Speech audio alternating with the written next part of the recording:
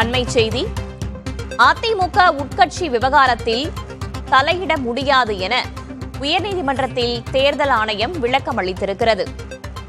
அதிமுக உட்கட்சி தேர்தலை நடத்தாமல் நிர்வாகிகள் நியமனத்திற்கு தடை விதிக்க கோரி திண்டுக்கல்லைச் சேர்ந்தவர் 2021ஆம் ஆண்டு வழக்கு தொடுத்திருந்தார். அந்த வழக்கு தற்போது தள்ளுபடி செய்யப்பட்டிருக்கிறது. அதிமுக உட்கட்சி விவகாரத்தில் தலையிட முடியாது என உயர்நீதிமன்றத்தில் தேர்தல் ஆணையமும் தெரிவித்திருக்கிறது.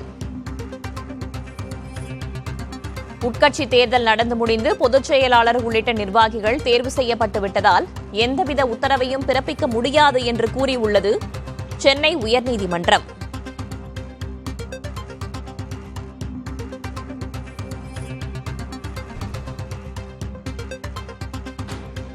கூடுதல் தகவல்களை வழங்குவதற்காக செய்தியாளர் முகேஷ் இணைந்திருக்கிறார். அவரிடம் கேட்கலாம்.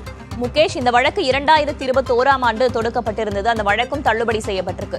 இந்த வழக்கு தொடர்பாக தேர்தல் ஆணையம் தரப்புல நீதிமன்றத்துல என்னென்ன விஷயங்கள்லாம் முன்வைக்கப்பட்டன, மனுதாரர் தரப்புல என்னென்ன வாதங்கள் முன்வைக்கப்பட்டன?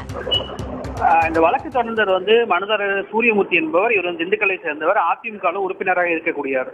கடந்த 2021ஆம் ஆண்டு அதிமுகவில் பொதுச் செயலாளர் பதவியை உருவாக்கும் வகையிலும் இரட்டை பதவி தலைமையை ஒழிக்கும் வகையிலும் நடவடிக்கை எடுக்கப்பட்டு வருகிறது.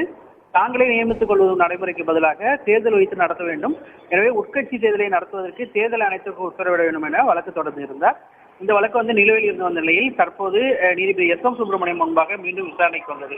அப்போது இந்திய தேர்தல் ஆணையம் தரப்புல உட்கட்சி தேர்தல் நடத்துவது விவகாரங்கள் இந்திய தேர்தல் ஆணையம் எப்போதும் தலையிடாது என்றும், அவர் அதிமுகவை பொறுத்தவரை தேர்தல் நடைமுறை நடத்தப்பட்டு தற்போது நிர்வாகிகள் யார் என்ற விவரங்கள் நீதிமன்றத்தில் தாக்கல் செய்துள்ளது போல தேர்தல் ஆணையத்திலும் தாக்கல் செய்திருக்கிறார்கள். எனவே இந்த விவகாரத்தில் தாங்கள் தலையிட முடியாது என்று விளக்கம் அளிக்கப்பட்டது. இந்த விளக்கத்தை ஏற்றுக்கொண்ட நீதிபதி எஸ்.எம். சுப்பிரமணியம் மேற்கொண்டு எந்த உத்தரவையும் நீதிமன்றம் பிறப்பிக்க முடியாது என்று கூறி சூரியமூர்த்தி என்பவர் தொடர்ந்த வழக்கை தள்ளுபடி செய்து உத்தரவு பிறப்பித்திருக்கிறார்.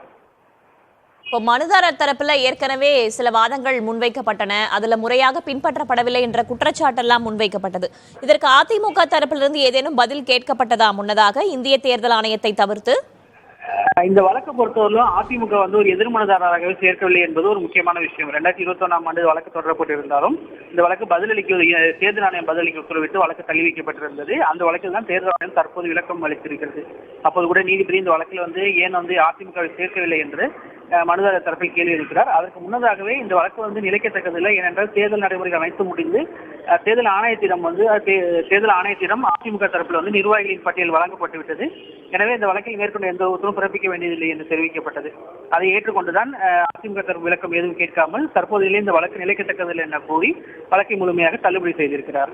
இப்போ இந்திய தேர்தல் ஆணையம் உட்கட்சி விவகாரத்துல தங்களால் தலையிட முடியாது என்ற ஒரு கருத்தை முன்வைத்திருக்கிறார்கள் என்றால், ஒரு கட்சி விவகாரத்துல இந்திய தேர்தல் ஆணையத்தின் வரம்புகள் என்னென்னவாக இருக்கிறது? இதன் மூலமாக எப்படி புரிந்து கொள்ளலாம் முகேஷ்?